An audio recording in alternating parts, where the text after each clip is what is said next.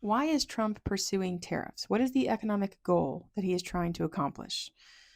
I think it's worth saying that I don't think he's articulated very well to the American people what we're going to get out of this and how we're going to achieve it, and when we know that we will have achieved it, given how much economic pain is coming. But that's just me.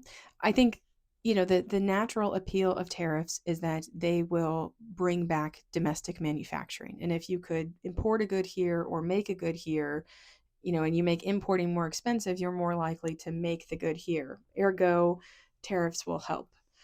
There's two things I want to bring up related to that, and that I think have not been part of the discussion so far to the extent that they're very important in the actual economic reality. One, it's easy to paint this portrait in which the US has moved towards free trade, to more trade agreements, to lower trade barriers, kind of slowly and surely over the past 75 years. And at the same time, US manufacturing has declined both in its employment and the number of things we produce here, and therefore the two of them are inextricably linked. But there's a third thing going on, and that's automation. And if you were to look at, say, it's 2025, go back in your mind and think of a factory that makes shoes in 1925 and what it looks like. And it's that grainy black and white photo of people huddled over some kind of production line. Well, in 100 years, we'll still need shoes. What do you think a shoe factory is going to look like in 2125? And do you think it'll have many people on the inside? A couple? Manufacturing is becoming more automated over time. It's using more machines and fewer people, and that has been happening for a long time and will continue happening.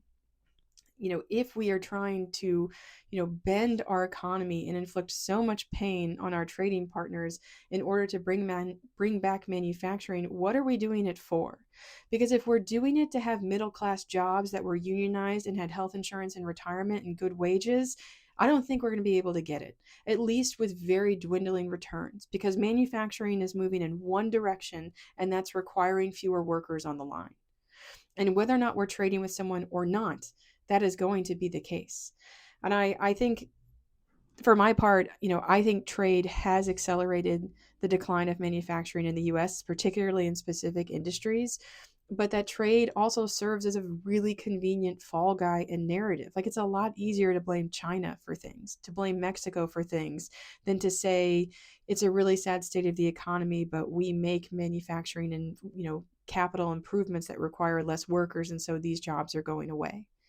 It's easier, especially politically and on a human level, it's easier to blame other people and to set up a bad guy that you can attack and punish. And that's exactly what we're doing right now. But even if we do bring manufacturing jobs back to the US through tariffs, which most economists will say, it's really not that simple, at what cost? And what do we get from it? Because if it's to create a new middle class, it's putting a lot of money and pain on the shoulders of an industry that we know will require fewer workers in the future. The other thing that we're not bringing up is if this is the only option we have for creating a middle class, or if we are simply committed to recreating, the world and economy of 1955 without considering possibilities. All right, so 1925, 2125, shoe factory. Now think of a school and a classroom. Think of a child care center, an elder care, assisted living facility, a hospital, a courtroom. We have lots of jobs in the United States that have people and will always need people, and a lot of them aren't good.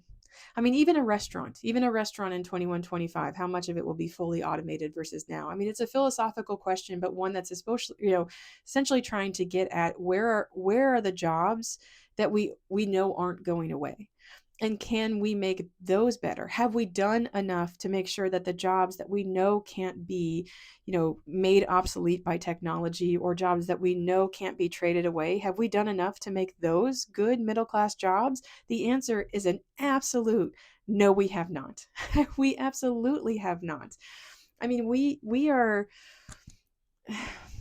it's if you start with the question, or if you start with the problem that we are trying to solve, you wouldn't end up with tariffs as the solution. If the problem is US global supply chains are too distributed and we have certain goods that we need to make in the United States. Well, if that's the case, you would have direct government investment in an industry to make sure that it has a backstop of money to build an expensive industry in the US, and tariffs would come at the end as protection. That's exactly what chips looks like. We're going to make chips here. We're going to pay a lot of money to make them here. And we didn't have to cause a trade war to start it. We just have to protect this one manufacturing industry. It's the difference between using a gun to assassinate someone and a nuclear bomb. But if the problem was that we don't have viable paths to the middle class in the United States, especially for people without a high school degree, then why aren't we doing anything to make the jobs that we do have better? When I think of tariffs, I think of the end of The Great Gatsby. So we beat on boats against the current, borne back ceaselessly into the past. That all we have to do is slap on a tariff and we get to go back to when manufacturing was more plentiful and when those jobs were good and more people could have them. But the economy doesn't work like that. And as sad as that is, it isn't our only option, even though that's how we often talk about it. We can make good jobs from the jobs that we have here.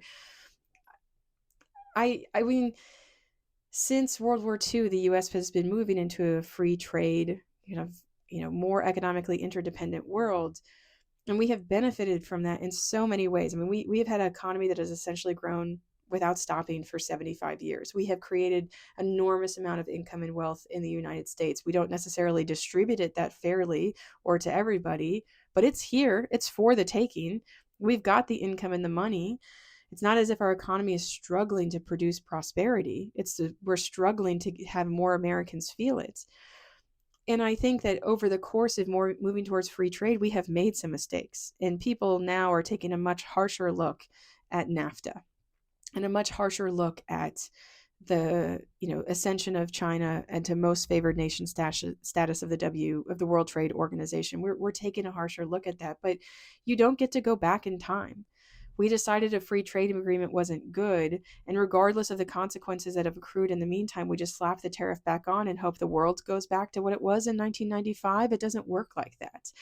And the amount of economic pain that are caused by tariffs make it clear how reckless this policy is, in addition to being probably the least effective tool in our arsenal for both increasing the strength of the supply chain here and in creating middle class jobs and paths to prosperity. So Joe Weisenthal of Odd Lots pointed out in his newsletter that Trump has been advocating for tariffs for decades, well before he ever considered, or at least said he was running for office. Back to the 80s, he always talked about how we need to have tariffs, and he's essentially got a solution in search of a problem. Well, we have a problem that has much better solutions in front of it, and that is one of the most detrimental part of tariffs is that it is not the solution we need to have the security for our families or our supply chain that we're looking for. It's not the right answer to either problem.